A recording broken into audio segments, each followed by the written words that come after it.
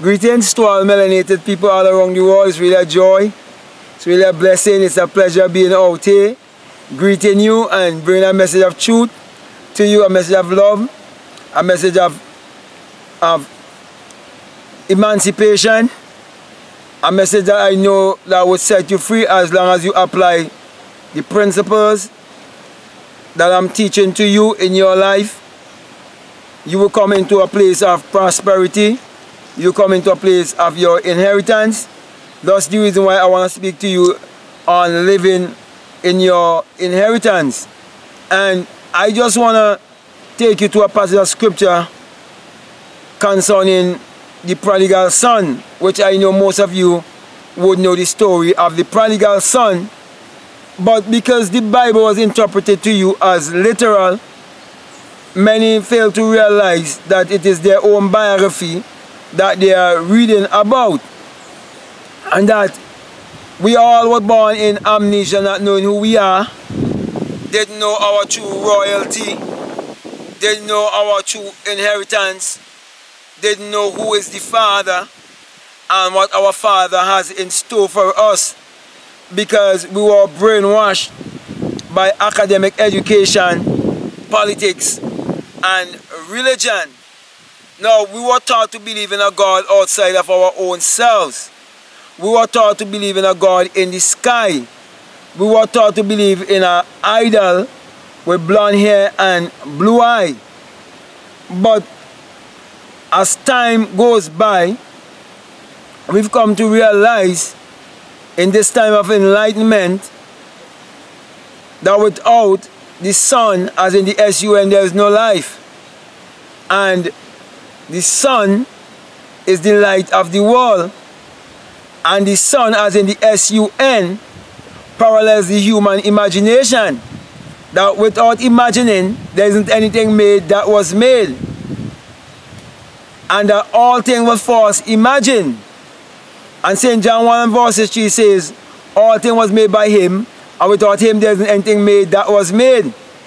Anyone who believes in a literal Jesus Christ, after reading that scripture and hearing me say that it is a personification of the human imagination, and there's no one in this world who can tell me of anything that has been made that has not been first imagined, or anything else that ever going to be made that must not first be imagined.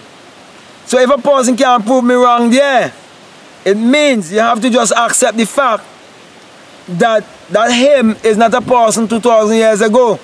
It is only a personification of the human imagination. And that the Bible is all about the human imagination, which is God in man. So the central theme of the Bible is basically God in man. It is basically pointing you and teaching you how to come into your Christ self.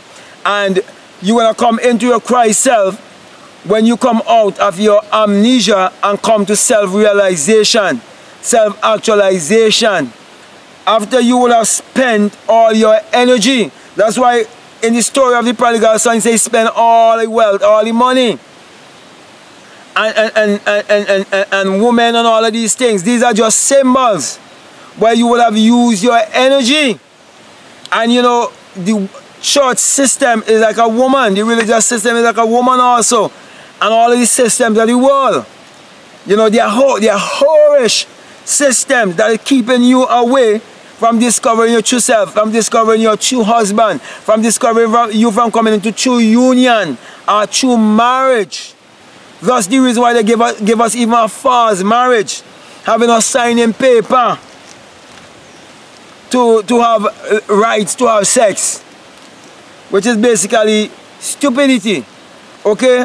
So, the prodigal son, when the prodigal son came to his right mind, that's basically what it's teaching you. When one comes to his right mind, his right way of thinking, when he comes to his conscious mind, then he comes back to a place of remembrance. Then he starts to remember where he came from and how he must get back to that place where he came from. Then he starts understanding sonship, heirship, and inheritance. It is teaching you that you will start to understand sonship, heirship, and inheritance, because you come to realize that the Father is the creator and that the creator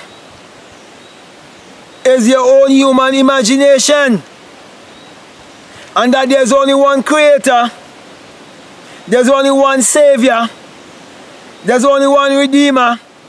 Therefore there only have to be one creative power, and the only creative power there is in this entire world is the power of imagining. Doesn't matter which country one lives, doesn't matter what is your race. Everything that one does, it have to first be imagined. It have to first be a thought. That's the reason why it is said that unless a corn of wheat fall in the ground and dies, it abides alone. But if it dies, it brings forth much fruit. That's the reason why I had to go through the process of death, burial, and resurrection, and come into the world of the invisible to come back and teach you of the invisible. Because my brother and my sisters, hadn't it been that I would have returned to Zion by bossing my crown chakra, after I would have awakened within myself as a fiery being and heard the mighty rushing wind and ascend, whereby I had an innate ability to exit my skull and pull the rest of myself out of my skull, and became invisible, then became magnetic, and became like a planetary body. Then I was sent to bring a message to you, to tell you to get back to your true identity by giving back those who wanted to keep you in a perpetual state of slavery, their idol. By letting you know that you have to come out of idolatry. Because calling upon the name of Jesus Christ and believing Jesus Christ as a man existed 2,000 years ago is idolatry. And as long as you're in idolatry, you are under a curse. And you will never be able to come in to your true inheritance. So it is said when the prodigal son returned, the ring was given, the robe was given,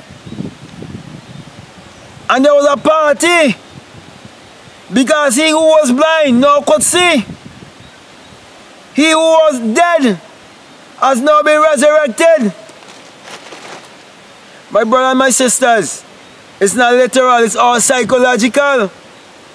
And when you find or discover your psychological self, you will have moved from the realm of the physical self.